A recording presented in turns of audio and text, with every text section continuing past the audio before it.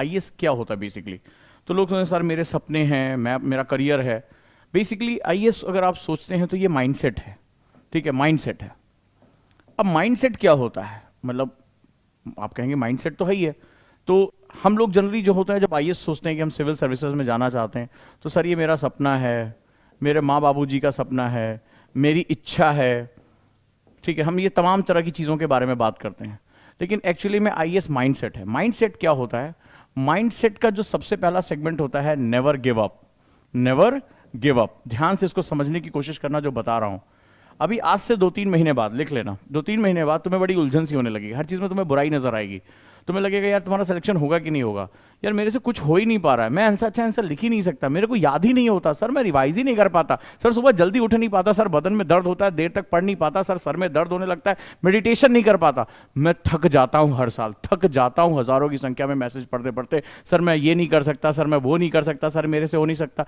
तो भैया जब तुम तैयारी करने आए थे तब तुमने कहा था सर मैं आईएएस बनना चाहता हूं, पूरा सीना ठोक के तुमने कहा था कि सर मैं आईएएस बन के दिखाऊंगा, मैं ये करके दिखाऊंगा, माँ बाबूजी का सपना है, पिताजी ने जो खेत बेचा है मुझे पढ़ाने के लिए, तब तो तुम्हारे बड़े सपने थे। और 3 महीने बाद आप हर चीज में कहने लगते हो सर मैं अच्छा आंसर नहीं लिख पाता हूं, सर पढ़ता तो हूं, अभी मेरे पास कम से कम 40 मैसेज, सर पढ़ता तो हूं जैसे आंसर राइटिंग, सर पढ़ता तो हूं लिख नहीं पाता हूं, सर रिवीजन नहीं हो पाता है, सर रिवीजन के लिए समय नहीं निकल पाता है, सर मेरे से जो है ये नहीं हो पाता, सर मेरे से याद नहीं हो पाता, सर मैं पॉलिटी नहीं पढ़ पाता। पूरे टाइम यही की यही चीजें जो है होती रहती हैं, because it is not the dreams, ये सपने नहीं है जो तुम्हें लेकर जाएंगे, ये माइंडसेट है जो तुम्हें आगे लेकर जाएगा। लवासना के रास्ते में सड़क नहीं बनी है, लवासना के रास्ते पे कांटों की दीवार बनाई गई है, ठीक है, कांटों की दीवार बनाई गई जिसको पार करना बड़ा मुश्किल काम होता है, उस पर चल के जाना पड़ता है, खून बहता है, डर लगता है। तो वहां पर माइंडसेट बहुत इंपॉर्टेंट होता है। माइंडसेट क्या कहता है, माइंडसेट कहता है नेवर गिव अप। जिस चीज को आप दोहराते रहते हो, और मेरे पास इतने मैसेज आते हैं, इतने मैसेज आते हैं, कुछ दिन बाद जिन्होंने आज कसमें खाई थी, सर उजांग सर आपके साथ मैं कॉन्सेप्टर बैच में जुड़ रहा हूं, सर उजांग सर एनसीईआरटी करो, कुछ समय बाद सर कोर्स धीमा चल रहा है, सर ये चल रहा है, ये पढ़ाया जा रहा है। सवाल ये नहीं कि तुम जज कर रहे हो क्या पढ़ाया जा रहा है, सवाल है कि जो पढ़ाया जा रहा है वो तुमने कितना पढ़ लिया, ये जो सबसे इंपॉर्टेंट चीज है, तो वो बहुत महत्वपूर्ण हो जाता है हमारे लिए। तो ये एक इंपॉर्टेंट सेगमेंट है जो हमें समझना पड़ेगा कि हम इसको कैसे करते हैं। सो इट्स ऑल अबाउट, सबसे पहले माइंडसेट होता है। माइंडसेट कहता है नेवर गिव अप, आपको गिव अप नहीं करना है, ये आपका सबसे बड़ा, इसको ताबीज बनाकर गले में पहन लो, ये माइंडसेट होता है। माइंडसेट कहता है कि when there is a no way, when there is no way, जब मेरे पास जीतने का रास्ता नहीं है, I will find another way, I will find another way. मेरे पास कोई रास्ता नहीं है, सर पिताजी ने हाथ खींच लिए, नहीं पढ़ा रहे हैं, सर मेरा इस बार अटेम्प्ट नहीं निकला, सर प्री नहीं निकला, सर अच्छा आंसर नहीं लिख पाया, सर आंसर याद नहीं हुआ, सर मेरा कोर्स पूरा नहीं हुआ। आप हमसे कहते हैं नो वे सर, अब कोई चांस नहीं है। 13 लाख लोग फॉर्म भर रहे हैं, 13 लाख लोगों ने फॉर्म भरा, 5.5 लाख लोग पहुंच रहे हैं एग्जाम देने के लिए, कहां गए 6.5 लाख लोग? नो वे, उन्होंने, उनके दिमाग ने कहा नो वे, कोई नहीं है तुम्हारे पास, कोई रास्ता नहीं, तुम्हारा प्री नहीं निकलेगा। उन्होंने एक्सेप्ट कर लिया, उन्होंने एक्सेप्ट कर लिया क्योंकि उन्होंने सपने देखे थे आईएएस बनने के। अरे सपनों को टूटने में नींद खुली सपना गायब। सपने की कितनी हैसियत होती है, सपने की कितनी लेंथ होती है, सपने की कितनी औकात होती है अगर उसको दिल में ना देखा जाए। आंख खुली सपना गायब। दुनिया की रियलिटी में सपने ऐसे शीशे के ग्लास की तरह चूर कर दिए जाते हैं। जिंदगी की हकीकत सख्त पत्थर की तरह, जिसपे ऐसे शीशे के गिलास की कोई औकात नहीं होती है, उसको इस तरह उसको तोड़ दिए जाते हैं। और हर दिन हजारों हमारे यूथ का सपना इसी तरह टूटता है, क्योंकि सपने माइंड सेट के मजबूत तिजोरी में रखे जाते हैं। सपने आंख खुली, सपना हकीकत की जमीन पर गिरा, सपना चकनाचूर हो गया। सपने को जब माइंडसेट में प्रिजर्व करके रखना जाता है तो माइंडसेट उसी उर्वरक जमीन की तरह होता है जो सपनों के इस बीज को पल्लवित करता है, ताकतवर वृक्ष बना देता है। इस बात को समझना। पहला चीज सिखाया नेवर गिव अप, दूसरा सिखा रहा हूं when there is a no way there always mindset always find another way, कि इसका कोई तो रास्ता होगा मुझे करने के लिए। मैं आज आंसर नहीं लिख पा रहा हूं लेकिन मैं अच्छा आंसर लिखूंगा। इस आंसर राइटिंग के लिए मेरे पास एक फ्रेज होना चाहिए। मुझे ये ज्योग्राफी पढ़नी है तुम पूरे टाइम कह रहे हो अरे वो आपने ज्योग्राफी धीरे पढ़ा रहे हो, आप इकोनॉमी तेज पढ़ा रहे हो, आप हिस्ट्री धीरे पढ़ा रहे हो। Where you are, it's not me who is going to give the examination. मैं एग्जामिनेशन में नहीं बैठने जा रहा हूं। ये हीट तुम्हें फेस करनी पड़ेगी। किसका सपना टूटेगा? तुम्हारा सपना टूटेगा। ताने किसको झेलने? तुम्हें झेलने पड़ेंगे। इस चीज को पाने समझने की कोशिश करो। तो जो माइंडसेट होता है वो कहता है कि when there is a no way, I will always find another way. इस काम को करने का दूसरा तरीका ढूंढूंगा। दूसरे में फेल हुआ, तीसरा तरीका ढूंढूंगा। तीसरे में फेल हुआ, चौथा तरीका ढूंढूंगा। मैंने रियाज जी के बंगले से एक वीडियो डाली थी, IAS officer fail fail fail fail fail. अरे दुनिया ने जब वो अपनी स्टोरी बताने लगे बैठ के, पूरा दांव लग गया, कह रहे होना ही नहीं इसका, बर्बाद हो गया दिल्ली। मतलब घर वालों से कहा कि दिल्ली भेज के तुमने बड़ा गलत कर दिया, दिल्ली भेज के गलत कर दिया, लड़का हाथ से निकल गया, अब नहीं होना वाला इसका कुछ। अल्यो आईएएस बन गए। सो माइंडसेट जो होता है, मेरी बात को बड़े ध्यान से समझना, माइंडसेट जो होता है वो हमेशा अनदर वे को आइडेंटिफाई करना। और मानवता, पूरी ह्यूमैनिटी इसी बेस पे काम करती है। चाहे वो राइट ब्रदर्स हो, चाहे थॉमस अल्वा एडिसन हो, इनकी कहानियां नहीं सुनाने जा रहा हूं।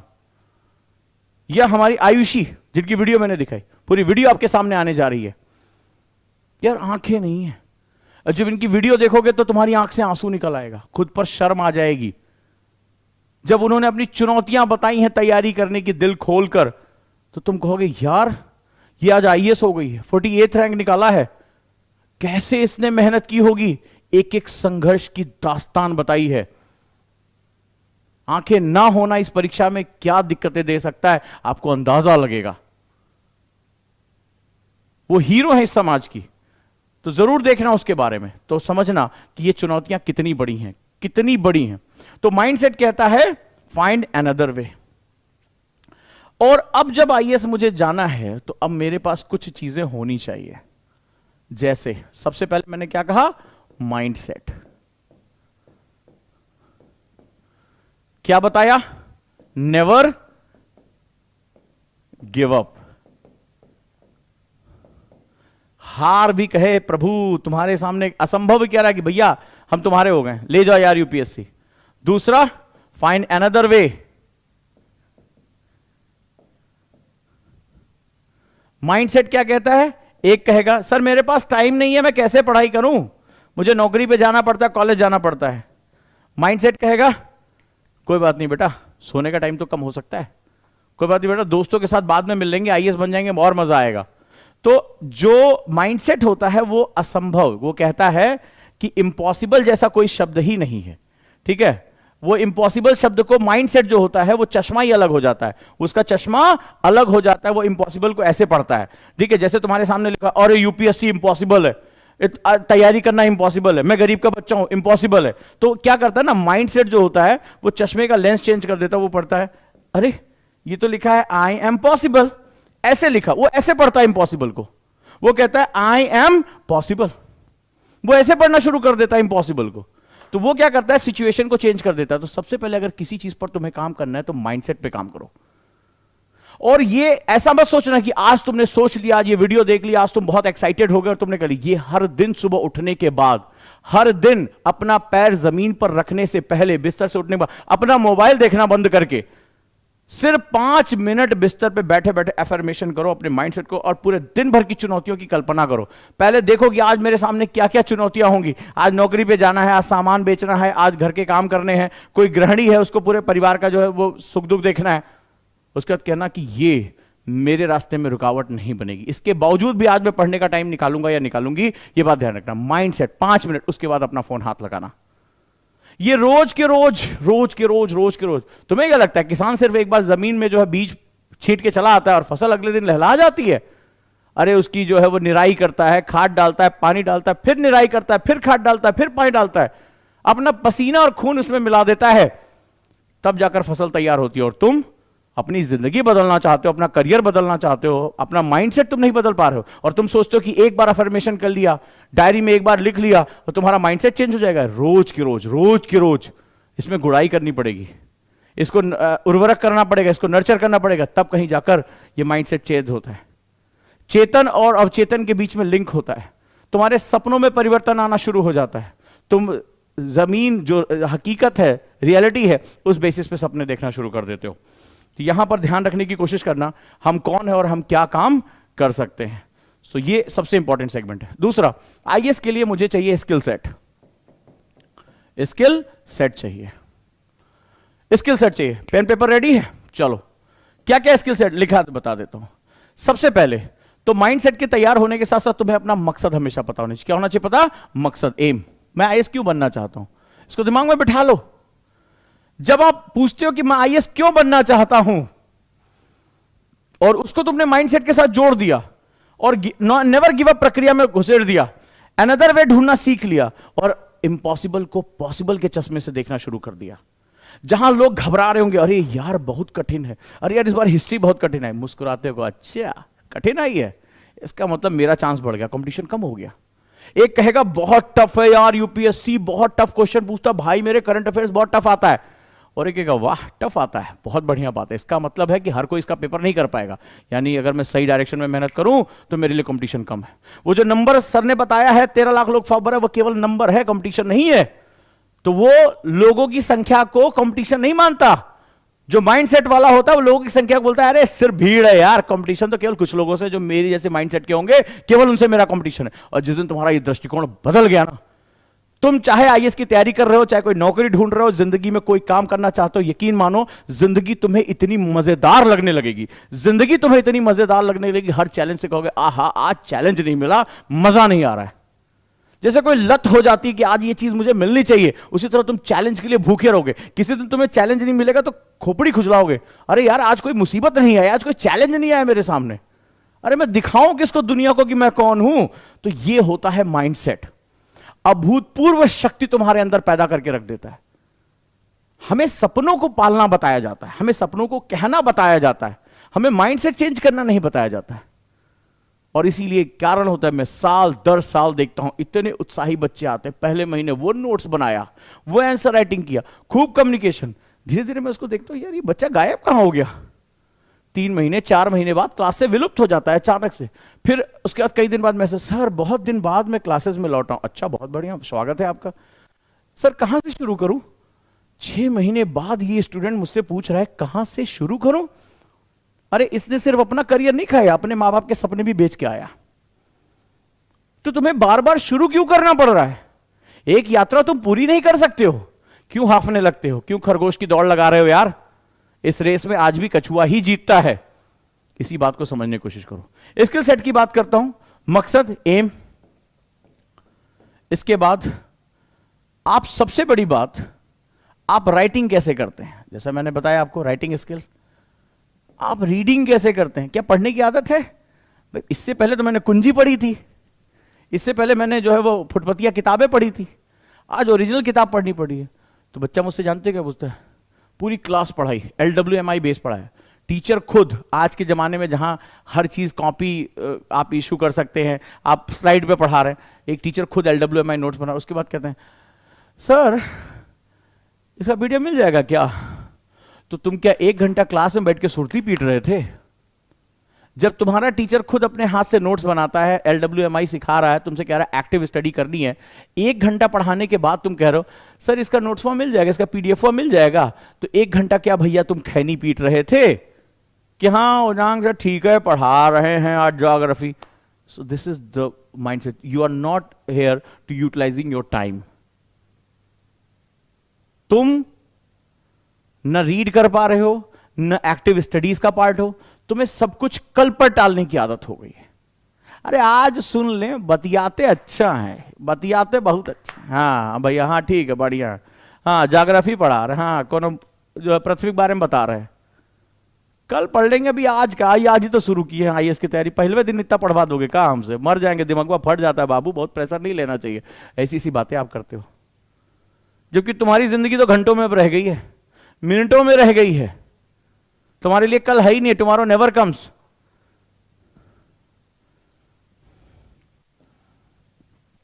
इसके बाद स्पीकिंग,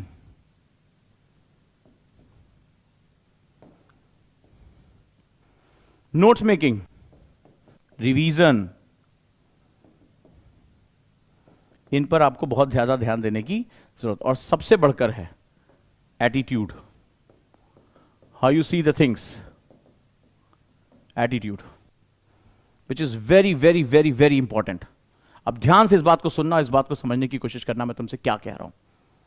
क्लियर है? तो इतनी चीजों के साथ आप रेगुलर, इसके बाद है टाइम मैनेजमेंट। टाइम मैनेजमेंट कि कैसे पढ़ो, टाइम फ्रीज करना तुम्हें आना चाहिए, खुद की हैबिट्स को चेंज करने के लिए आना चाहिए। तब जाकर यूपीएससी में सिलेबस स्टूडेंट समझता है कि टीचर ने पूरा करा दिया उसका सिलेक्शन हो जाएगा। सिलेबस पूरा कराना नहीं होता है, स्टूडेंट को उसको ग्रास्प करके उसको दोबारा अपने सामने प्रोड्यूस करना होता है। इसको यूपीएससी कहते हैं। जमीन आसमान का अंतर है इसमें, जमीन आसमान का अंतर। तो अगर आप सीरियस पढ़ाई करना चाहते हैं तो आपको स्टेप 1 शुरू करना पड़ेगा। अब एग्जांपल लेता हूं, ये ओटीपी ऐप है, ओजांग टेस्ट प्रैक्टिस।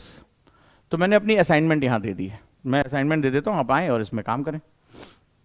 तो जैसे दे रखा है लेकिन कोई इसकी हिम्मत नहीं पड़ी है, सबको आईएएस सबको बनना है, आईएएस सबको बनना है, आंसरवा किसी को नहीं लिखना है। मतलब एक तो बहुत ज्यादा को ये लगता है कि अगर दिमाग का एक्सेस इस्तेमाल कर लिया तो दिमाग कहीं खत्म ना हो जाए। एक तो बहुत बड़ी गलत धारणा ये है कि लिमिटेड है, कहीं इस्तेमाल कर लिया तो खत्म ना हो जाए। ये सबसे गलत धारणा है।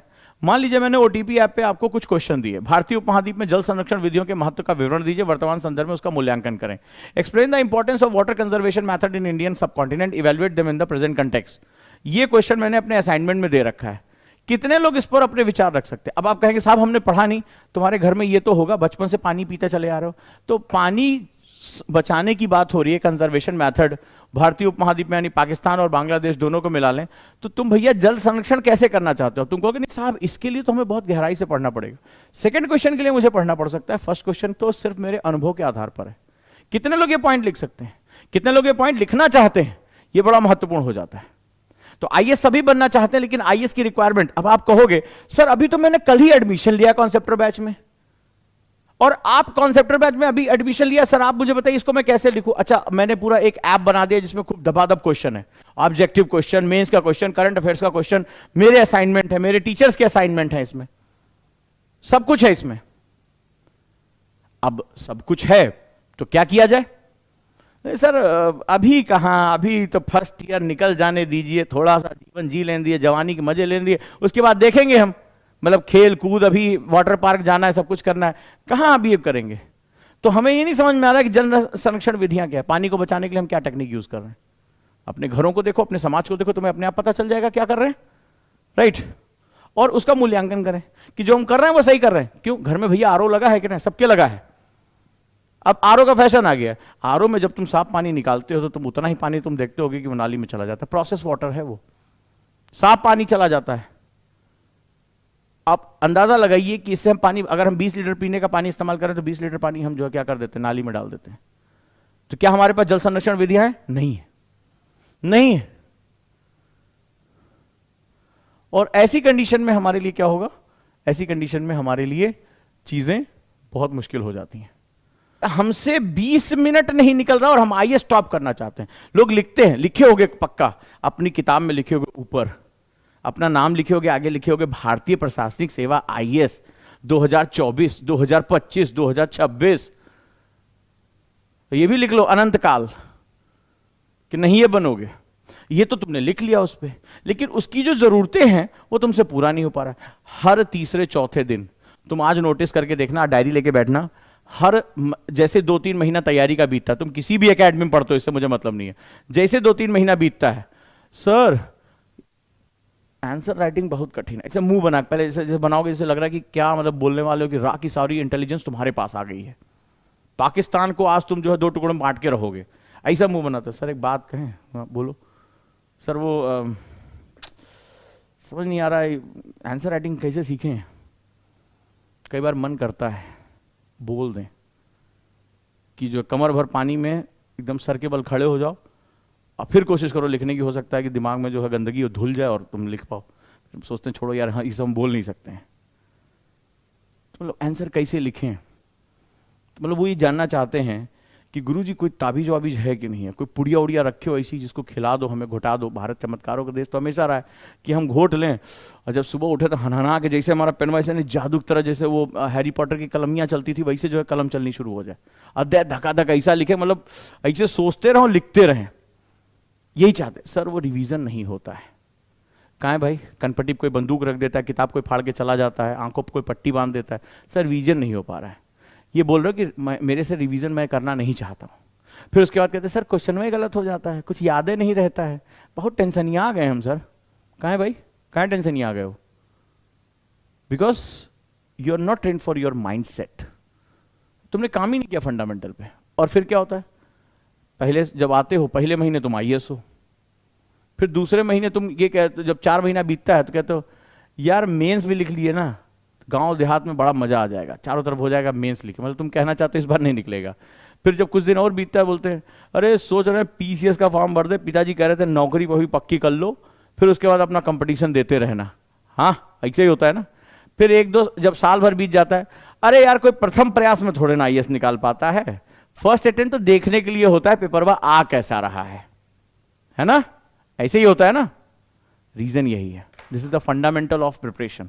जैसे जैसे आपका टाइम बीतता जाता है, आपका माइंड सेट आपसे कहता है बाबू तुमसे न हो पाएगा। सो आपको हर दिन मैं कह रहा हूं, ये किताबें, लेक्चर्स, क्वेश्चन सब कुछ बना के रखा हुआ है, लेकिन क्या फायदा, ये तो तुम्हें अटेम्प्ट करना है ना, मुझे थोड़ा लिखना है इसको। अब तुम ये सोचते हो कि भाई मास्टर साहब कोचिंग में आ गए, मास्टर साहब ही पढ़ेंगे, मास्टर साहब ही पढ़ाएंगे, अब मास्टर साहब जो लिखेंगे भी, अब मौका लगा तो इन्हीं पकड़ ले जाएंगे बोरम भर के, इन्हीं से हम एग्जाम दिलवा देंगे, मास्टर साहब तुम्हें ही एग्जाम दो। लेकिन जब लास्ट में ये होता है कि भाई एडमिट कार्ड आता है, फोटो वोटो उसमें लगी होती है, तो मास्टर साहब को पकड़ नहीं पाते हो, तो तुम्हारा बच्चे लोग 19 को बोलो तुम्हें जाओ गुरुजी एग्जाम दे आओ, बहुत पढ़ाते रहते हो, और IAS बन जाए तो हमें बता देना। So these are the factors जहां पर हमें ढेर सारे काम करने की बहुत जरूरत है।